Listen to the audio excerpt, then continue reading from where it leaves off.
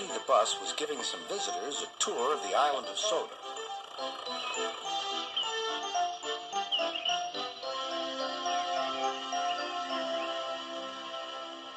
It was their last afternoon, and Edward was preparing to take them to meet Bill and Ben. He found it hard to start the heavy train. "Did you see him straining?" asked Henry. "Positively painful," remarked James. "Just pathetic," grunted Gordon. "He should give up and be preserved before it's too late." "Shut up," burst out Duck. "You're all jealous. Edward's better than any of you." "You're right, Duck," said Boko.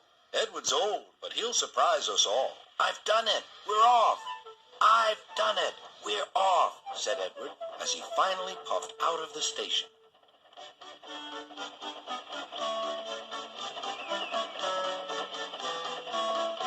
Bill and Ben were delighted to see the visitors. They loved being photographed. Later, they took the party to the China Clay Works in a brake van special.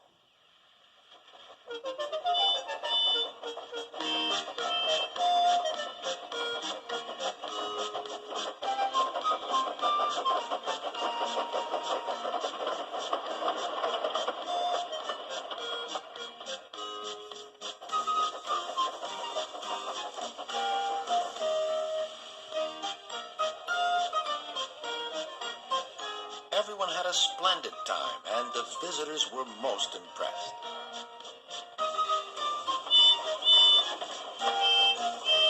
Then Edward took the visitors home.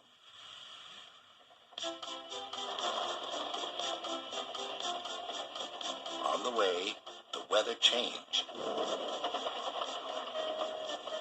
Wind and rain buffeted Edward. His sanding gear failed, and his fireman rode in front, dropping sand on the rails by hand. Suddenly, Edward's wheels slipped fiercely, and with a shrieking crack, something broke. The crew inspected the damage. Repairs took some time. "One of your crank pins broke, Edward," said his driver. "We've taken your side rods off. Now you're like an old-fashioned engine." "Can you get these people home? They must start back tonight." "I'll try, sir," promised Edward. Edward puffed and pulled his hardest, but his wheels kept slipping, and he could not start the heavy train. The passengers were anxious. The driver, fireman, and conductor went along the train, making adjustments between the coaches. "We've loosened the couplings, Edward. Now you can pick up your coaches one by one, just as you do with freight cars." "That'll be much easier," said Edward. "Come on," he puffed, and moved cautiously forward. The first coach moving helped to start the second, and the second helped the third.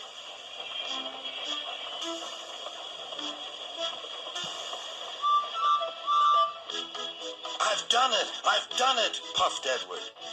"Steady, boy," warned his driver. "Well done, boy. You've got them! You've got them!" And he listened happily to Edward's steady beat as he forged slowly but surely ahead.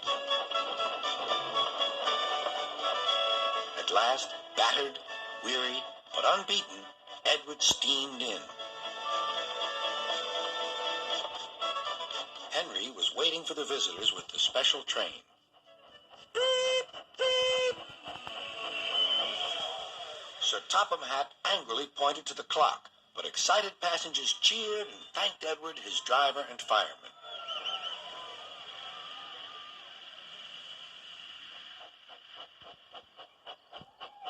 Duck and Boko saw to it that Edward was left in peace. Gordon and James remained respectfully silent.